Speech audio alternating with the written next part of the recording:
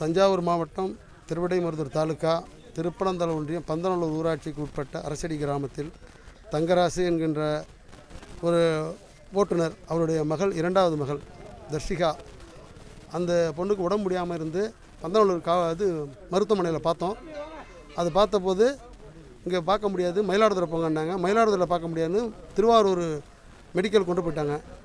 விடிய காலையில் இறந்து போச்சு அந்த பாப்பா. உடனே அங்கேருந்து 108 கொண்டு வந்துட்டோம். 108 கொண்டு வந்து இன்றைக்கி நேற்று காலையில் ஒரு 2 மணி 2-3 மணிக்குள்ளே அடக்கம் பண்ணியாச்சுங்க. அடக்கம் பண்ணிவிட்டு நாங்கள் என்ன பண்ணோம், எல்லா ஊருக்கு போயிட்டோம். கூடுதலாக உடம்பாலும் தெளிச்சாச்சு. எங்கள் கிராமத்து முறைப்படி உடம்பாலும் தெளிச்சாச்சு. போன பிறகு விடிய காலையில் வர்றபோது, விடிய காலையில் வந்து ஒரு 6 மணி 7 மணி பார்க்குற போது குழி நோண்டிருக்கு, ஒரு 3 அடி ஆழம். உடனே எல்லாம் பதட்டமாகி குழிக்கு வந்து பார்த்தா துணி மட்டும்தான் தெரியுது. அப்போ துணி தெரிஞ்ச பிறகு எங்களுக்கு சந்தேகம். உடனே காவல் நிலையத்துக்கு ஃபோன் அடித்தோம். இது போல் நேற்று அடக்கம் பண்ணோம், இன்றைக்கி இது போல் இருக்குது, யார் செஞ்சா என்ன செஞ்சான்னு தெரியல, இது கண்டுபிடிச்சி கொடுங்க அப்படின்னு சொன்னோம். அப்புறம் ரெவன்யூலேருந்து வந்தாங்க. அப்புறம் அவங்க என்ன பண்ணாங்க, தாசில்தார் தான் வரணுன்னாங்க.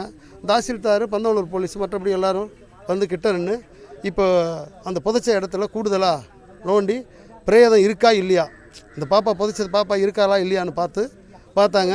எல்லோரும் முன்னே அவங்க உறவினர்கள், அவங்க அப்பா, அவங்க சித்தப்பா, மச்சான், மாமா எல்லோரும் முன்னிலையிலும் பார்த்தாங்க. மற்றும் ஊர் கிராமவாசிகள் மத்தியிலும் பார்த்தாங்க.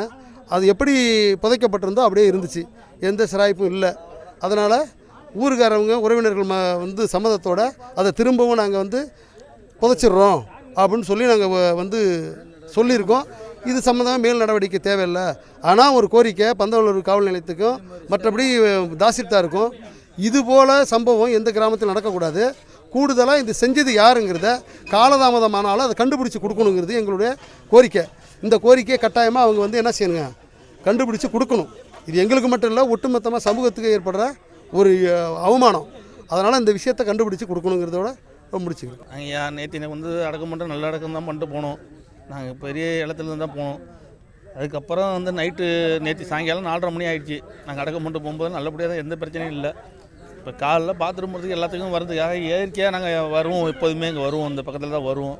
வரும்போது பார்க்குறோம், பாப்பா எந்த அளவுக்கு இருந்ததோ அதேமாரி ஃபுல்லாக துணி தெரிகிற அளவுக்கு நோண்டிடுச்சு. மூஞ்சி தெரிகிற அளவுக்கு, காது தெரிகிற அளவுக்கு நோண்டிடுச்சு. மூஞ்சி மட்டும்தான் தெரிலங்க, பாக்கியெல்லாம் துணி தெரிகிற அளவுக்கு மம்டி போட்டு இழுத்த அளவுக்கு பண்ணிடுறாங்க. அது இந்த அளவுக்கு எப்படி புதைச்சோமோ அதேமாரி நோண்டுற அளவுக்கு காரணம் என்ன அதுன்னு எனக்கு உங்களுக்கு ஒன்றும் தெரிலங்க. அதுக்கு உள்ள நடவடிக்கை எடுத்து எங்களுக்கு வந்து கண்டுபிடிச்சி கொடுத்தா போதுங்க. இதேமாரி வேறு பிரச்சனையும் வந்துடக்கூடாதுங்க.